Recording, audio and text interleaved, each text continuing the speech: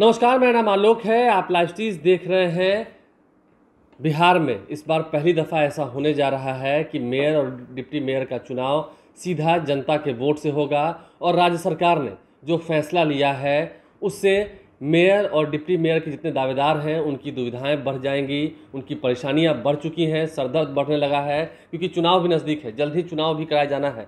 बिहार नगर पालिका कानून में संशोधन हुआ था जिसके बाद इस बार ये तय हो चुका है, सरकार की ओर से स्वीकृति प्रदान कर दी गई है कि इस बार राज्य की जनता ही मेयर और डिप्टी मेयर के चुनाव में सीधा वोट करेगी और उनके वोट से ही मेयर और डिप्टी मेयर का चुनाव होना है। अब ऐसे में राज्य सरकार ने मेयर और डिप्टी मेयर के चुनावी खर्च की सीमा जो है वो तय कर दी है।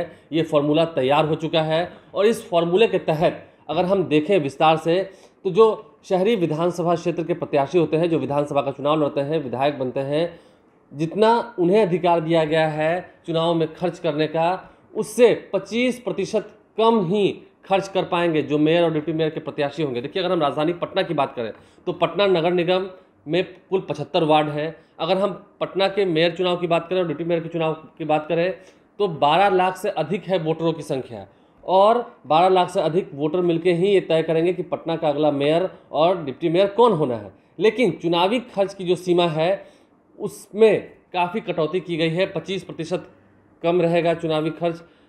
मेयर और डिप्टी मेयर के जितने दावेदार हैं उन पर भी एक कह सके तो बोझ रहेगा, उन पर भी एक तनाव रहेगा, एक दबाव रहेगा कि हाँ आप ज़्यादा खर्च नहीं कर सकते हैं।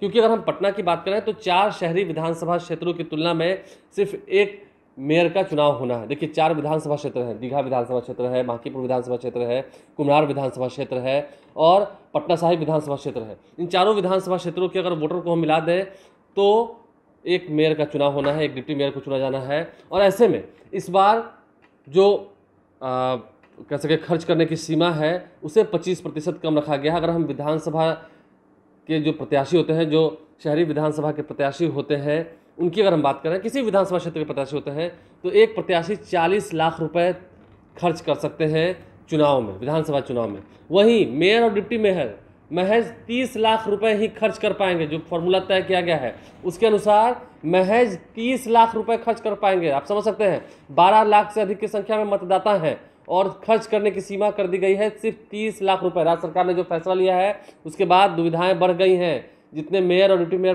पद के प्रत्याशी हैं जो चुनाव लड़ने के लिए दमखम ठोक रहे थे और नतीजों के 30 दिनों के अंदर ही, जब नतीजे आएंगे उसके 30 दिनों के अंदर ही पूरा चुनावी खर्च देना होगा, लिखकर जमा करना होगा और तैयारी तो करनी होगी कि आखिर कैसे आप 30 लाख रुपए में ही चुनाव लड़ लेंगे। और आप समझ सकते हैं दुविधाएं बढ़ चुकी हैं। अगर हम वार्ड पार्षदों की बात करें तो कुल 75 वार्ड हैं, उनके चुनावी खर्च का भी हम आपको ब्यौरा बता दें।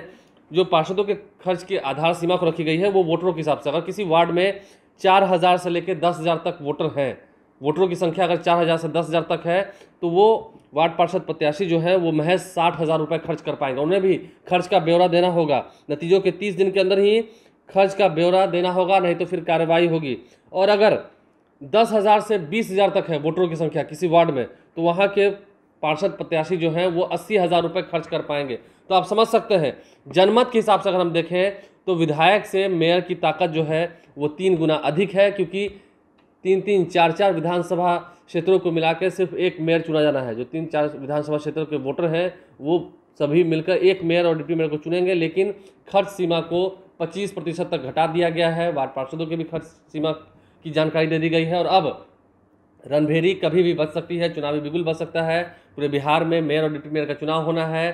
पटना में होना है, कटिहार में होना है, आरा में होना है, भागलपुर में होना है, कई जिलों में मेयर और डिप्टी मेयर का चुनाव होना है। लेकिन प्रत्याशियों को, दावेदारों को खर्च करना है महज 30 लाख रुपए तक। चाहे आप कहीं के भी दावेदार हों, किसी भी ज़िले के मेयर पद के दावेदार हों या डिप्टी मेयर पद के दावेदार हों, 30 लाख रुपए तक ही खर्च करना है।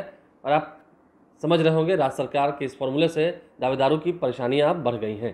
हमारे चैनल को सब्सक्राइब कर लें, साथ साथ फेसबुक पेज भी लाइक करें। धन्यवाद।